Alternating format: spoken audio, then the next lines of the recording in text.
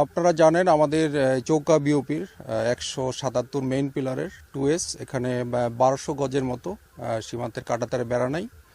তো ভারতের অভ্যন্তরে আনুমানিক 100 গজ ভিতরে ভারতের বিএসএফ তারা কাঁটাতারে বেড়া করার জন্য গর্ত করছিল। তো আমরা গর্ত করা দেখে আমরা সাথে সাথে বিএসএফ বিজিবির পক্ষ থেকে তীব্র প্রতিবাদ জানাই এবং গতকালকে তারা কাজটা বন্ধ রেখেছিল। তো আজকে আবার দুপুর থেকে তারা যখন কাজটা শুরু করে আমাদের বিজিবির পক্ষ থেকে আমরা তীব্র প্রতিবাদ জানানোর পরে তারা কাজ বন্ধ রাখে, কিন্তু তারা মাটির দিয়ে ওরা একটা বাংকার করার চেষ্টা করে।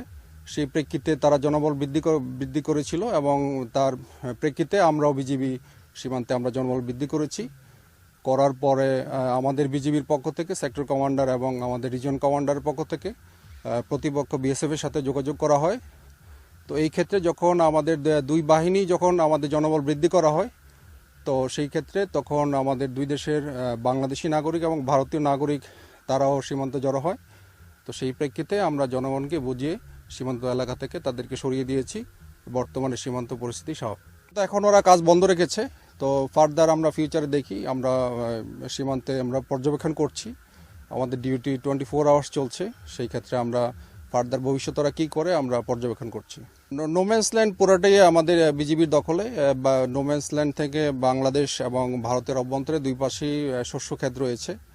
তো এইটা 2016 সালে তাদেরকে একটা পরিদর্শন করা হয়েছে, তারপরে আর তাদেরকে বিএসএফকে পারমিশন দেওয়া হয় নাই। সেই যদি পারমিশন দেওয়া হলেও নিয়ম হচ্ছে বিজিবি এবং বিএসএফ দুই পক্ষেরই প্রতিনিধি থাকবে, সেখানে ইন্সপেকশন হবে কাঁটাতার করতে হলে। তারপর যে কোনো কনস্ট্রাকশন করতে হলে কাঁটাতারে বেড়া বা ওখানে ঢালাই কাজ অন্য কোনো কনস্ট্রাকশন করতে হলে দুই পক্ষের সম্মতির প্রয়োজন আছে। তো সেই ক্ষেত্রে আমাদের পয়েন্টটা আমাদের ঊর্ধ্বতন কর্তৃপক্ষকে জানিয়েছি। আমাদের ঊর্ধ্বতন কর্তৃপক্ষ বিএসএফ কর্তৃপক্ষের সাথে যোগাযোগ চলমান রয়েছে। সীমান্তে তো বিজিবি সবসময় সতর্ক অবস্থায় থাকে। আমরা আগেও ছিলাম, আমরা বর্তমানেও আছি, ভবিষ্যতে আমরা সতর্ক আছি।